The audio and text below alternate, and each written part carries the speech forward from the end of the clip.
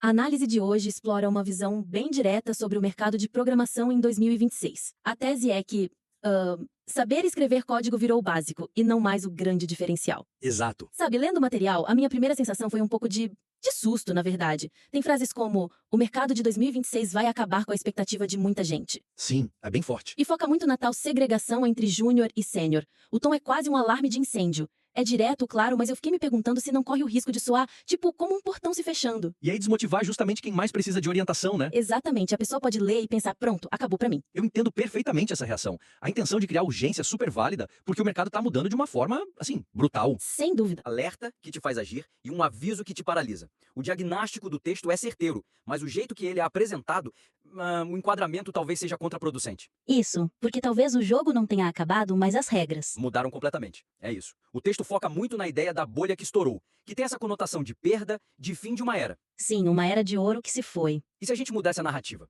Em vez de ser sobre o que a gente perdeu, ser sobre no que a profissão se transformou. Tipo, em vez de bolha que estourou, a gente falasse de uma... Profissão que amadureceu. Pensa em outras áreas. Engenharia, medicina. Ninguém vira cirurgião sênior em 2 anos.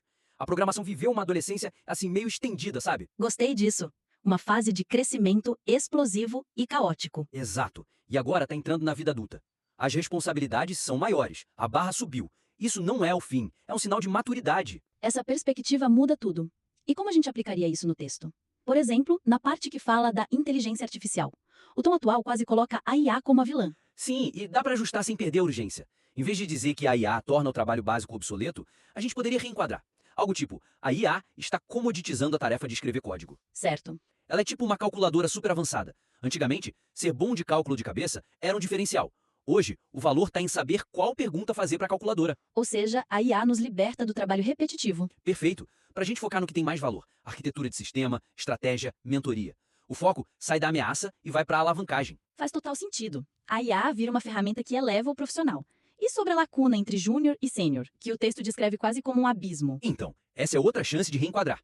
E se esse abismo for, na verdade, a nova escada de carreira? Só que com degraus bem mais claros agora. Como assim? A narrativa poderia ser: o que a gente vê não é uma segregação, mas uma clarificação do caminho para a senioridade. A IA acelera o domínio do técnico. Escrever código agora é a parte mais fácil. Entendi. E isso permite que o profissional foque. Exato. Desde o início, no que realmente define um sênior, o impacto no negócio. A senioridade deixa de ser sobre tempo de casa e passa a ser sobre profundidade de contexto. O obstáculo vira um plano de carreira. Certo. Essa mudança de mentalidade é o primeiro ponto. Mas aí vem o segundo. Eu li a parte que lista os diferenciais, sabe? Entender as regras de negócio, ler código dos outros, compreender trade-offs. Ok. E a minha reação foi: concordo 100%. Mas, e agora? Eu me coloco no lugar de uma programadora no meio de uma sprint caótica. E essas recomendações parecem muito filosóficas. Abstratas, né? Muito. Como eu pego isso e transformo em algo prático para fazer amanhã de manhã? Essa é a ponte que falta construir. A estratégia tá perfeita, mas falta tática. O texto nos dá o quê, mas o ouro tá em detalhar o como. Exato. A chave é transformar esses conceitos grandes em rituais pequenos, quase invisíveis no dia a dia, tipo micro-hábitos de senioridade. Microhábitos, gostei disso. Então vamos lá, vamos pegar o primeiro. Entender a regra de negócio. Como isso vira um microhábito? Porque entender o negócio soa como um projeto de 6 meses. Exato. A gente quebra isso em algo de 15 minutos. Ação concreta. Uma vez por semana, chama alguém de produto ou de vendas para um café virtual, 15 minutos. Sua única missão é fazer uma pergunta. Qual foi a maior reclamação ou problema que nossos clientes tiveram essa semana? E só isso? Só. Você não precisa resolver, só ouvir e conectar a resposta com o código que você está fazendo. Isso tira a ideia do abstrato e coloca na agenda. Isso é muito mais palpável. Mas já consigo ouvir a objeção. Ah, mas eu sou introvertida, vou incomodar o time de produto. Como a gente contorna isso? Ótima pergunta. O segredo tá em como você pede. Não é um favor, é busca por alinhamento para fazer um trabalho melhor. Certo. A mensagem pode ser tipo: oi fulano, tô tentando conectar mais meu trabalho técnico aos desafios reais dos clientes. Você teria 15 minutos para me contar qual foi a maior dor que você ouviu deles? Quero garantir que o que eu tô codando hoje ajude a resolver os problemas de amanhã. Ninguém recusa um pedido desses, né? Exato. É sobre alinhar os incentivos. Brilhante. Ok, próxima habilidade. Ler e modificar código complexo. Como a gente pratica isso sem parecer só mais trabalho? A gente pode gamificar um pouquinho. A sugestão pode ser: toda sexta, dedique 30 minutos para ser um detetive de código. Um detetive de código? Abre um pull request grande e relevante de um dev mais sênior. O objetivo não é achar erro, é entender as escolhas. Se perguntar, por que ele usou essa estrutura e não outra? Por que essa abstração aqui? Qual problema futuro ele estava tentando evitar? E anotar as dúvidas para perguntar depois. Isso. Treina o músculo de ler a intenção por trás da sintaxe. E o último, que talvez seja o mais crucial. entender e justificar trade-offs. Isso é o coração da senioridade, mas é tão difícil de praticar. Para esse, o ritual é ainda mais rápido, um exercício mental. A sugestão seria, na sua próxima decisão técnica, por menor que seja, abra um bloco de notas e se força a escrever 2 frases. 2 frases? Sim. Primeira, a abordagem que escolhi foi a A. Segunda, eu descartei a B porque, apesar de mais rápida agora, ia gerar uma dívida técnica que complicaria a vida do time no próximo trimestre por causa de X. Esse exercício de 30 segundos te força a articular o raciocínio. É sobre a justificativa, não só a escolha. Exatamente. Lembro de um dev júnior brilhante que defendeu usar NoSQL porque era mais moderno. Ele era ótimo tecnicamente, mas não soube justificar a escolha no nosso contexto.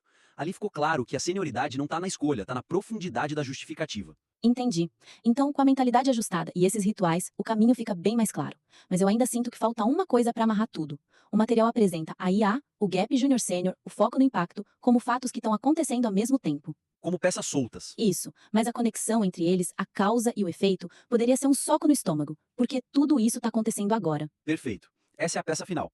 O argumento fica irrefutável quando o texto não só apresenta os pontos, mas conecta eles numa corrente lógica que não dá para quebrar. Então a estrutura não deveria ser, aqui está a tendência A, a B e a C. Não.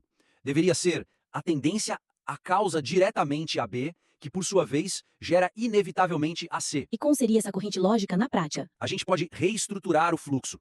Ponto de partida. A IA está comoditizando a escrita de código. Essa é a premissa.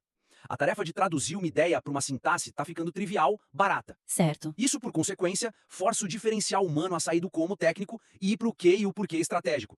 O valor não está mais em saber escrever um for loop, mas em saber por que ele é necessário ali. Ok. A IA barateia a escrita de código, então o valor migra para a estratégia. Faz sentido. E o próximo elo? Este novo diferencial, entender contexto, cliente, estratégia, é por natureza muito mais complexo de adquirir do que aprender uma linguagem, o que inevitavelmente cria aquela separação de mercado. A tal segregação. Exato. De um lado, quem ainda foca na tarefa automatizada, de escrever código.